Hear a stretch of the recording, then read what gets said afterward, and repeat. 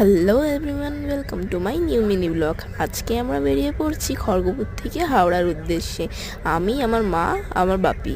গরমটাও কিন্তু সেদিন সেরকমই ছিল। সন্ধে হয়ে আসলো এখানে, আর আমরা হাওড়ার দিকে আস্তে আস্তে এগোলাম। মা আর বাপি এখানে গল্প করছিল, আর আমি এখানে বাইরে দেখছিলাম কখন হাওড়া পৌঁছাবো। বোরও হয়ে যাচ্ছিলাম, ট্রেনও আস্তে আস্তে ফাঁকা হয়ে গেছিলো। দেখতে দেখতে হাওড়াও পৌঁছে গেলাম আমরা। হাওড়ায় নামার পরে আমাদের প্রচণ্ড পরিমাণে খিদেও পেয়ে গেছিলো, সেই দুপুরে খাওয়া।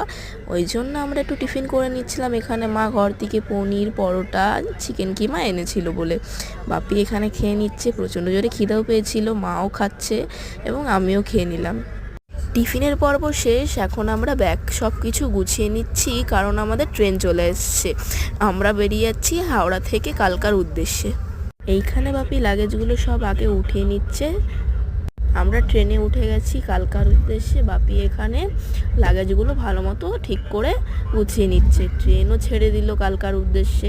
এইখানে আমরা খুবই হ্যাপি ট্রেন ছেড়ে দিয়েছে বলে।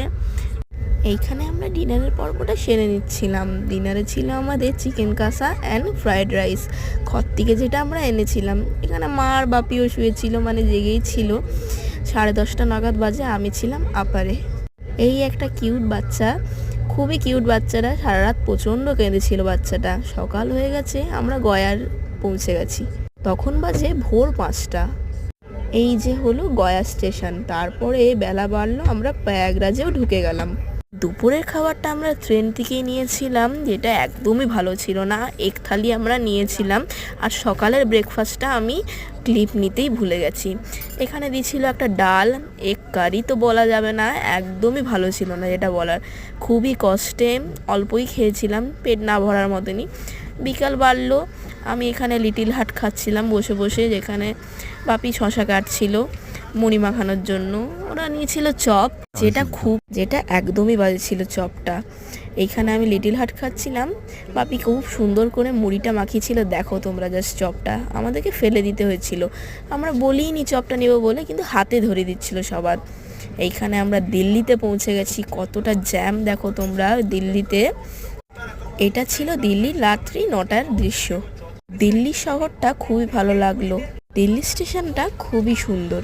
এইখানে আমরা দিল্লি স্টেশনে নেমে কিছু খাওয়ার জন্য নিতে গেলাম। একটা নিয়েছিলাম চিকেন হটডগ, যেটা খুবই বাজে ছিল, একদম খাওয়ার মতনই নয়, শক্ত একদম বানটা। সঙ্গে ছিল কোল্ড ড্রিঙ্কস। এই যে মা বসে বসে ফোন দেখছে মা। আজকের মিনি ব্লগটা এত দূরই। ভালো লাগলে লাইক, কমেন্ট অ্যান্ড সাবস্ক্রাইব করে দিও। নেক্সট পার্টে আবার দেখা হচ্ছে তোমাদের সাথে।